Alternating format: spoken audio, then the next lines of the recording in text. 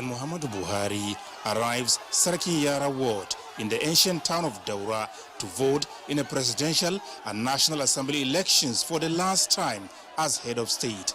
Accompanied by his wife and First Lady of Nigeria, Aisha Buhari, the president went straight to his polling unit 003 at Kofar Baru. Armed with his PVC number 187, the Nigerian leader, strictly following the accreditation processes, cross-checked his name on the voters' register, had his card verified and biometrics authenticated by beavers. The president thereafter received his ballot papers thumb-printed secretly and voted for candidates of his choice. First, the presidential, followed by senatorial and then House of Representatives. A similar exercise was also performed by his wife Aisha Buhari at the polling unit under the watchful eyes of party agents, law enforcement officials and observers. President Buhari then spoke to newsmen on his impression with the arrangements put in place for the elections across the country. I've seen how the people turn up. I'm very impressed. I'm very happy. What are your expectations having voted, Your Excellency?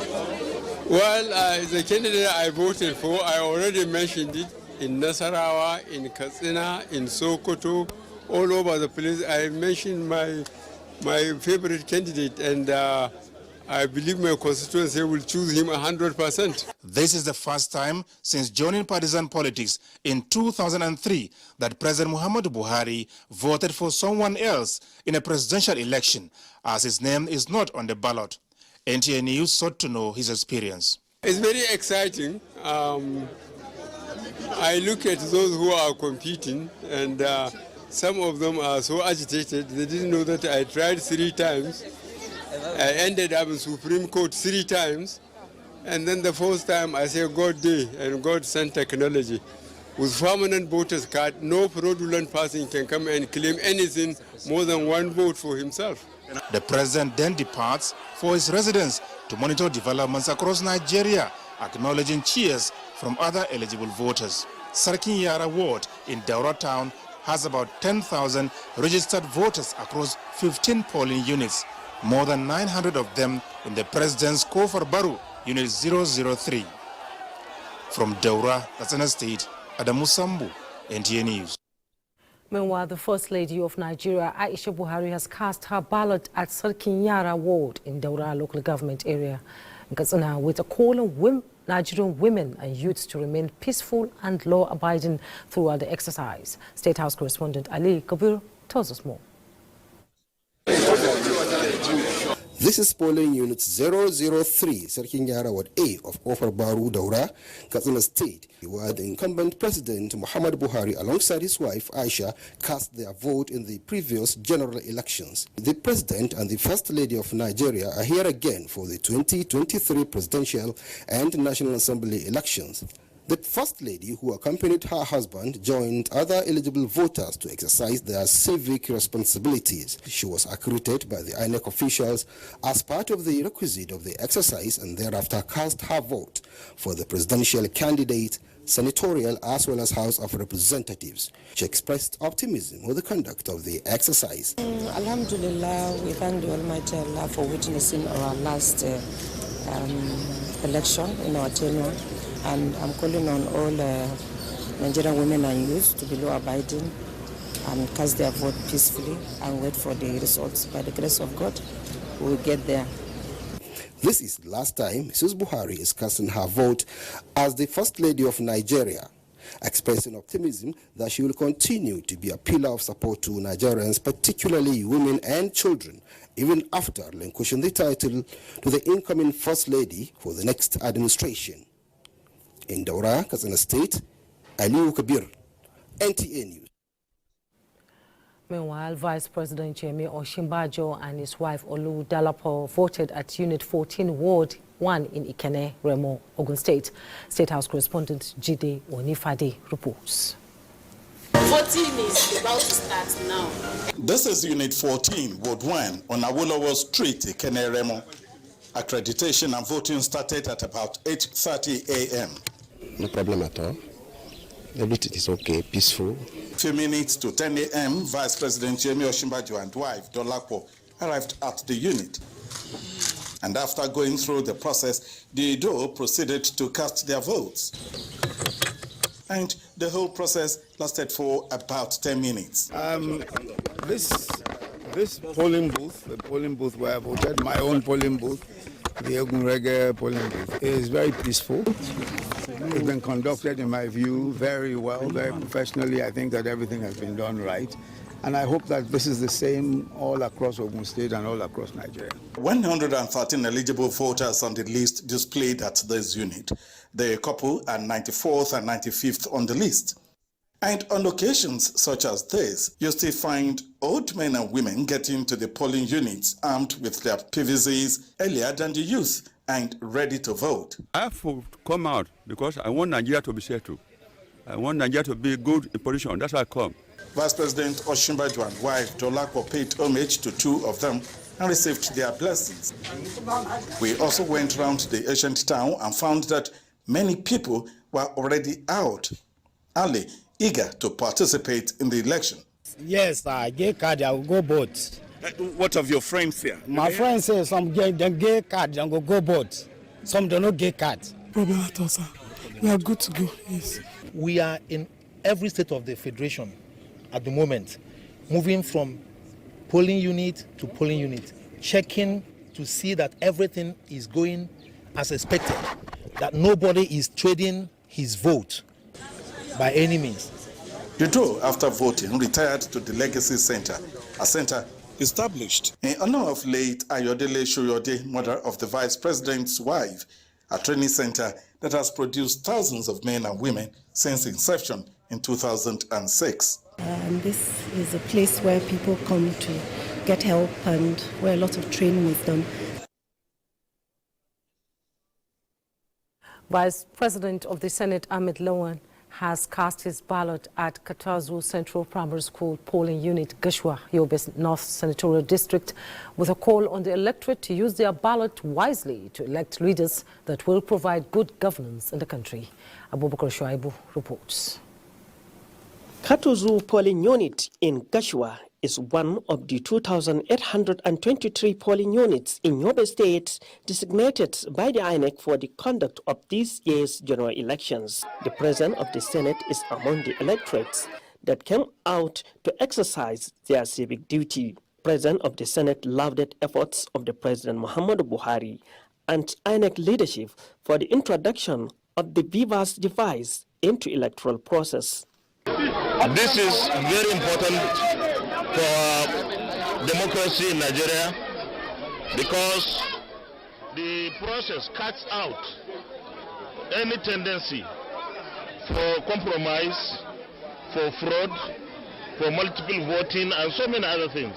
As time of filing this report, the conduct of the election were generally hitch-free in the senatorial district with high expectations of free, fair, and credible exercise. This time around, the screening process, the voting is very easy. So we commend the federal government. It's very easy. I appreciate it. It's very easy. In Gashua, Abubakar Galadima Shuaibu, NTA News. Some presidential candidates have assessed the process as generally fair.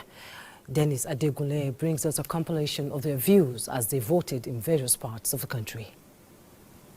From Lagos, Abolade Salami reports that presidential candidate of the All Progressives Congress, Bola Ahmed Tinubu, commended the introduction of technology into the nation's electoral process. I just appeal to them to continue to keep peace, maintain orderliness, and maintain peaceful environment for democracy to take proper root in the country. Meanwhile, Kola Abiola, presidential standard-bearer of the People's Redemption Party, applauds Nigerians for their active participation in the polls. I'm impressed with the system. I think with the BVAS, it will make a big difference and it will work. Onotu Yakubu reports from Yola that presidential candidate of the People's Democratic Party, Atiku Abubakar, expressed confidence in the conduct of the elections, commending the technological advances in the process. I think it's a worthwhile exercise.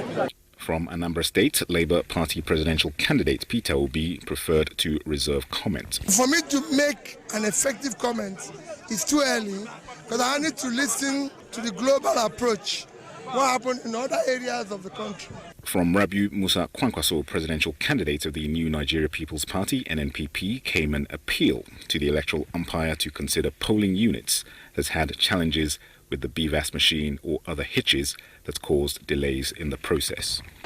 I want to appeal to INEC to be more careful, to be a little bit more patient, so that everybody, look at the number of people around, can be able to vote before they close. I think that is very important. On the whole, the process has been adjudged to have taken a major step in the right direction. Dennis Adegunloye. Now I'm being joined in the studio by my guest, Nick Dazang. He's the former Director of Voter Education and Publicity, INEC. You're welcome to Weekend 5. Thank you very much. Let's have a general assessment of the process so far. Well, in my consideration and against the background of the challenges that led up to the conduct of today's elections, I think that the elections went well. Recall that before now, the country was buffeted by a high level of insecurity. At a point between October and December, we expressed anxiety as to whether the elections would hold because of the heightened insecurity in the country. And a month or two before the conduct of the elections, there were other challenges that had to do with cash crunch and fuel scarcity. But with the support of authorities such as the Central Bank and the NNPC, INEC was able to get robust support.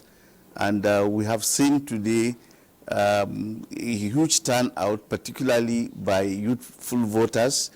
And I must pay special tribute to Nigerian voters who showed a lot of steadfastness and resilience. Even where INEC staff did not turn up due to logistic challenges, voters turned up and waited patiently for them to set up the polling units and to start accreditation and voting. I must also pay special tribute to the security agencies. In spite of the fact that there were skirmishes here and there, you can see that on the whole, the security challenges did not affect the conduct of the elections. And in fact, where we had incidents such as in Goza, in Niger State, and so on and so forth, they did not directly impact on the elections. In the southeast, where it was feared that the elections were not likely to hold, in fact, so many voters turned out in Imo State ahead of INEC staff and waited in large numbers at polling units in various local governments, waiting for the polling units to be set up in order to vote. And even when INEC officials didn't turn up as early as 9:30 a.m. in the morning, the voters still waited and persevered until the INEC staff came out. And thankfully, the guidelines and regulations of the Independent National Electoral Commission for the conduct of the 2022 elections in sections 34 and 19 allow for voters who have turned up and have been accredited and who have queued up in the polling unit to exercise their franchise before the polling units are closed. So I'm confident that a lot of voters who turned up and did not vote in time would have been allowed to vote based on the provisions of these sections. Indeed, critical stakeholders, including President Muhammadu Buhari, have described the process as impressive and satisfactory. Arrangement put in place by INEC. Would you say INEC is getting a pass mark here? Well, I think it deserves more than a pass mark, but given its performance in previous off-cycle governorship elections, such as the ones that were conducted in Edo, Ondo, Ekiti, and Oshun, you could see that INEC did remarkably well in terms of opening of polls. In fact, in Ekiti and Oshun, the polls opened up to 99% by 8:30. But what we have seen today is a serious decline, particularly in other geopolitical zones outside the southwest. It is only in the southwest where the opening of polls reached up to 65% as at 7:30 in the morning. So this is something INEC must work on against the conduct of the governorship and State House of Assembly elections. It must also work on the last link of its logistics. The Electoral Act 2022 has helped it to procure materials, sensitive and non-sensitive, in time.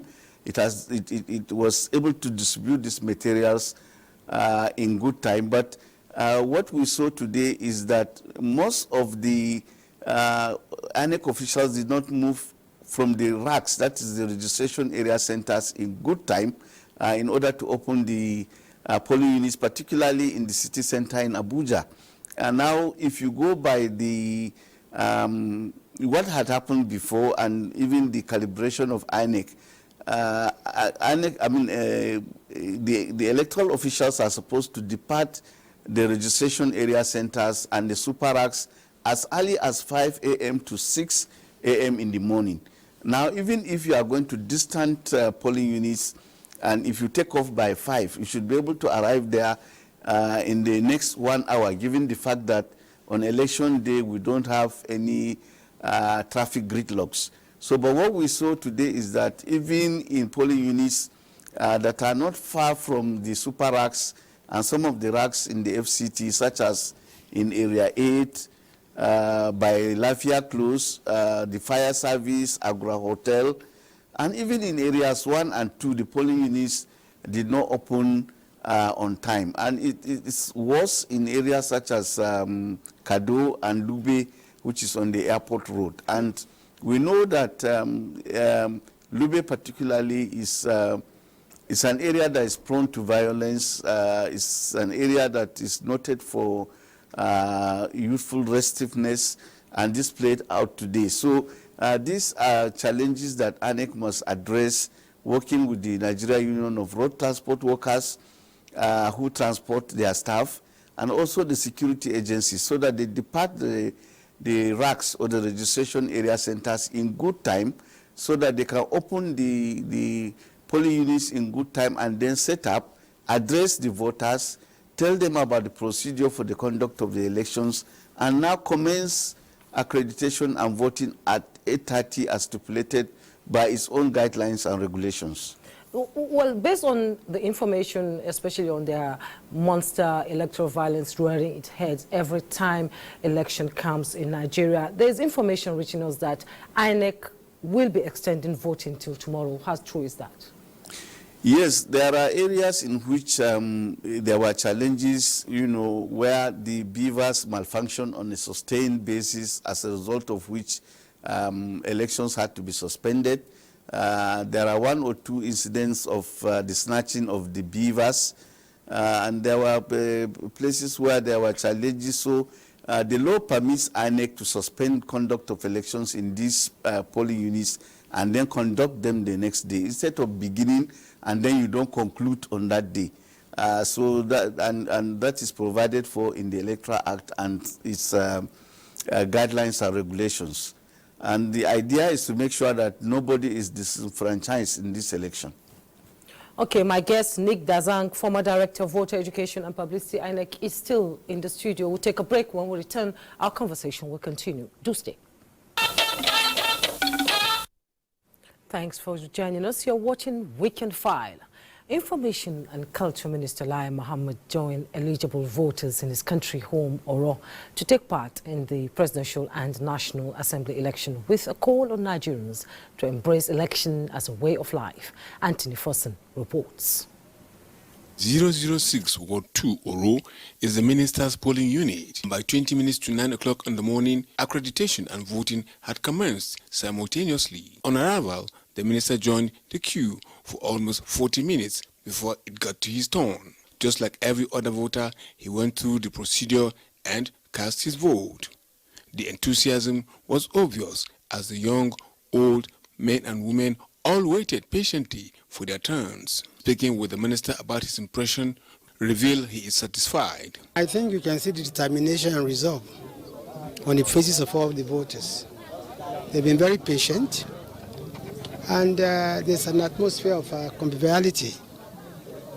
I hope and wish that this will be the same atmosphere and ambience in every other polling unit.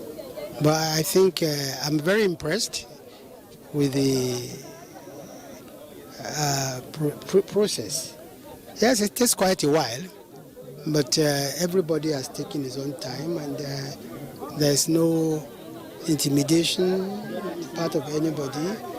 He equally has this advice for the electorates. We should just take voting periodically as a way of life, and we should get used to it, just the way we get used to any other aspect of life.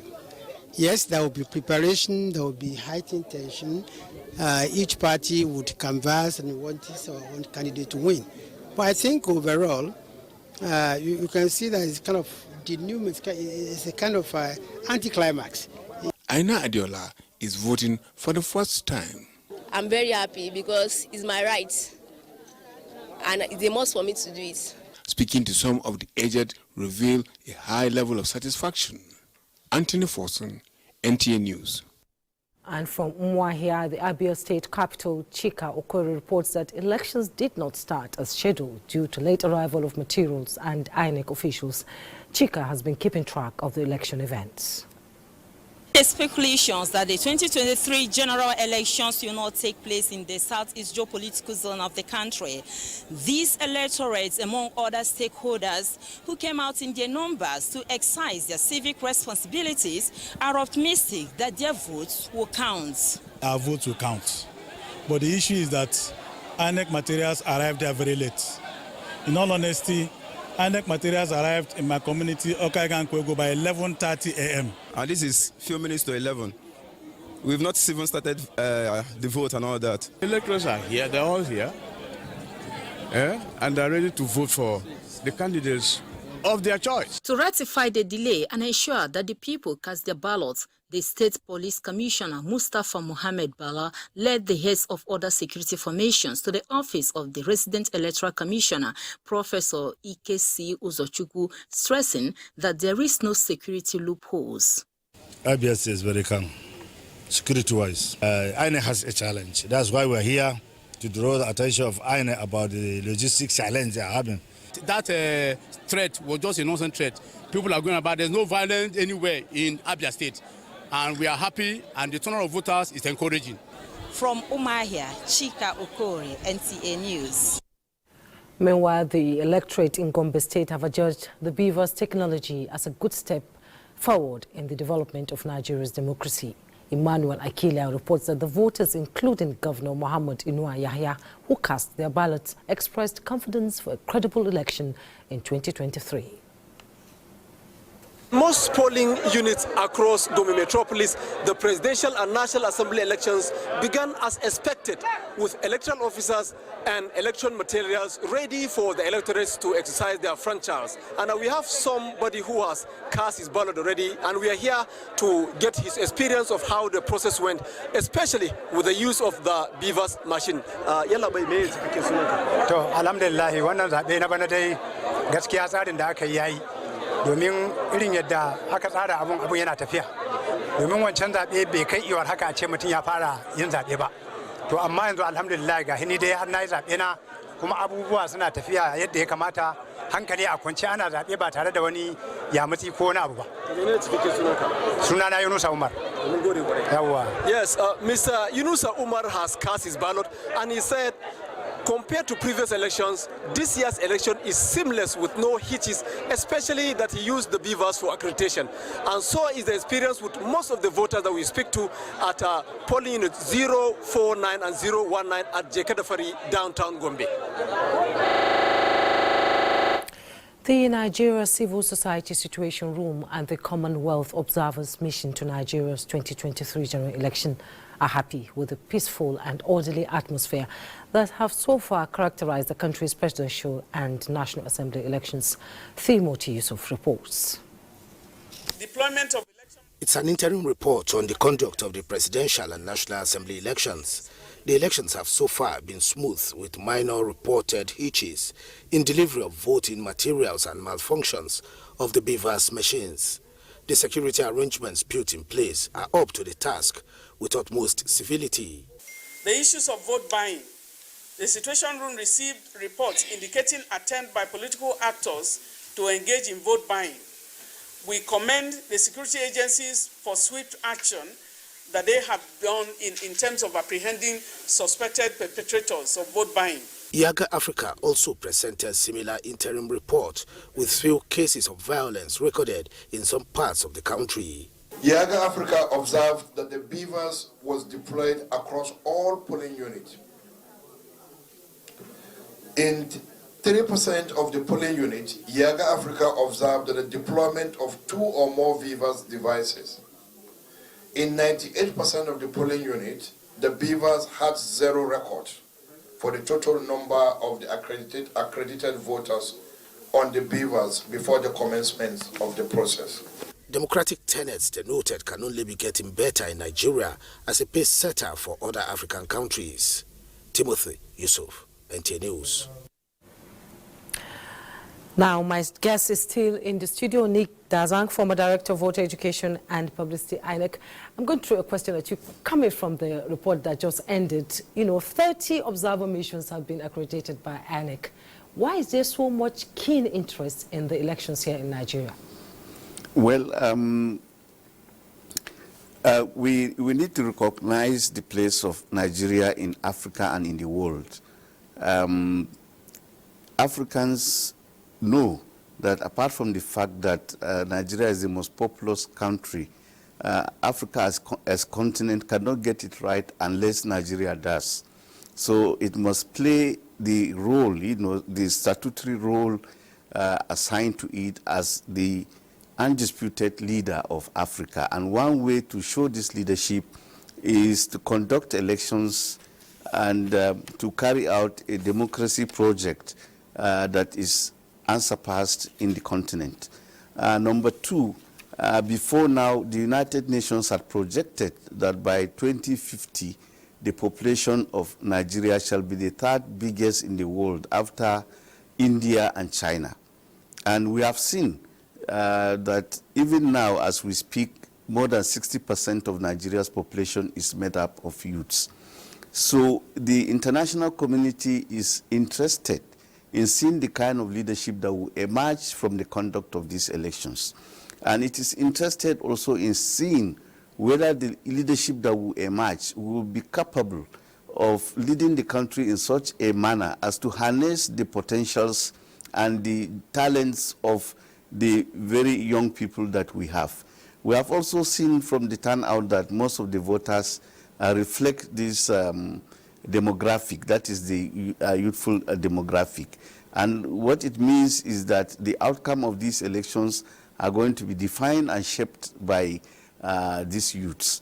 Like I've said earlier on, and referring, in fact, I quoted Frantz Fanon, who once said that every generation must, out of relative obscurity, discover its mission.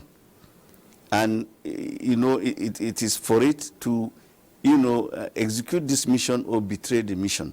So we shall see, in due course, whether the youths who have turned out to vote in this election are going to implement this mission by having a say, by defining and framing the conduct of the elections in such a manner that it will determine their future and the future of Nigeria and Africa. Indeed, the next 10 years is critical to Nigeria and Africa. Nick Dazang, former Director of Voter Education and Publicity, INEC, thank you so much for your time. Thank you for having me. It's a pleasure. We'll take a breather. When we return, Weekend File continues. Don't go away. You're welcome back to Weekend File. The presidential and National Assembly elections in Borno was peacefully conducted except for the security breach by insurgents in 2 polling units in Goza town of Goza local government area. Despite late arrival of election materials in some parts of the state, the election was successful. Pauline Kujevana reports. As early as 7 o'clock in the morning, voters were already at polling units filled with enthusiasm and eagerness to participate in the presidential and National Assembly elections, despite the late arrival of INEC staff to commence the exercise. Even if it is 12 midnight, I will stay until I cast my ballot. It is my civic duty as a Nigerian to vote for the betterment of this country. It's after 11. We are still waiting for them. I will wait. Around with INEC umpire, security operatives, and local and international observers to some polling units in MMC, Jere and Kondugo local government areas showed absence of INEC officials, and some others with INEC officials had challenge of incomplete materials and beavers accessibility, where the REC ordered immediate release of the materials and deployment of INEC staff. Not up to 2 minutes, 2 or 3, I'm through. I feel satisfied, I feel happy, and God will perfect the rest. Where we had small hitches, everything has been corrected. So therefore, we are happy. We had a very, very peaceful election. I want to believe that we'll do the best to ensure a better outcome. There are no miscreants that will cause confusion during this election because we conducted serious mop-up and all the black spots and where miscreants used to gather, they were mopped up. Borno State Police Command had confirmed attacks in 2 polling units of Goza town, with 5 casualties receiving treatment at Goza General Hospitals. In Goza particularly, there were this miscreants, they were pushed to the extreme bush. They were able to sneak and climb a very hilly mountain in Goza. And from up there, they fired, injuring about 5. They are in Goza Hospital around receiving treatment there, but there's no death. The military have taken action. They pursued these hoodlums towards the hill and they escaped. But the military are still there. At last, election was conducted orderly and peacefully across the 5,071 polling units in Borno State, despite the attack and delays. In Maiduguri, Pauline Kujevana, NTA News. And in Lagos, the presidential and National Assembly elections were not free from pockets of violence, as there were instances of ballot box vandalism and public unrest among voters. Kinde Adebisi reports that normalcy has since returned to the affected areas. On arrival at Branko Street in Oshodi, there was tension in the air as some hoodlums had stormed Obisonya Junction and Gbola, polling unit 035, Owolabi Fade Street in Oshodi, Solo area of Lagos. The hoodlums came around to snatch and burn some ballot boxes, but before the arrival of the police, they were all run away. The ad hoc staff could not continue their duties for fear of uncertainty. And the ad hoc workers have been escorted by the police out of this environment. We went in there, we were able to stabilize the situation and rescue the INEC officials. And you could see them here safely, at least they are safe. Larry Bilayi, who visited Motion area of Lagos, reports that normalcy has returned to the area. In another development, prospective voters at polling unit 071, Adebayo Duarte Street, Darwin College, Lekki axis of Lagos, are baffled with the failure of INEC officials to report for duty, which impeded on their ability to exercise their franchise. The number of people that were here before now were chasing 300. This is our right. It is our right to vote, and we've done our own duty. Security agencies in Lagos are re-emphasizing the need to stop the spread of fake news. In Lagos, Kende Adebisi, NTA News. The Independent National Electoral Commission, INEC, has again recorded success in the conduct of peaceful election in resettled communities of Yobe State, with considerable number of voters turning out to cast their ballots in the presidential and National Assembly polls. Yunusa Suleiman reports that Governor Mai Mala Buni was among the electorate who turned out to exercise their franchise at his hometown Bunigari, Gujuba local government area of Yobe State. He is about 65 kilometers away from Damaturu, Yobe State capital, and is the ancestral home of Governor Mai Mala Buni. The community was prior to 2015 under the occupation of the dreaded Boko Haram insurgents, but was emancipated by the Nigerian security forces. Thus, paving way for the resettlement of hundreds of displaced persons in the community and its environs. Following a relative peace being enjoyed in the area as well as the entire state, Governor Mai Mala Buni was at Bultram Yorimaram polling unit number 004 in Bunigari, where he cast his votes in the presidential and national assembly elections. The arrangement and the peaceful nature of the conduct, it is commendable.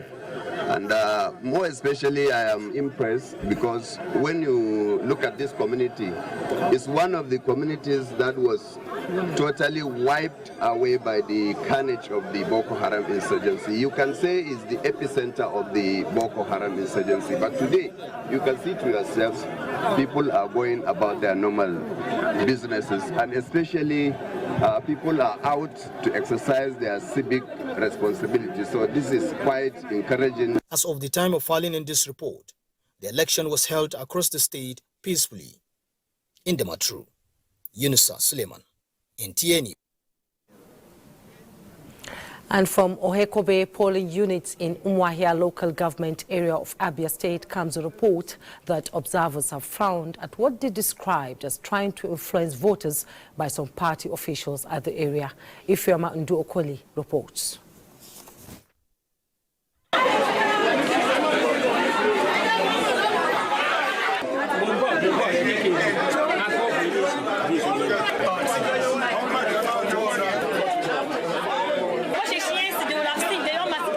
I came in, I was given, I was checked, then they asked me to remove my...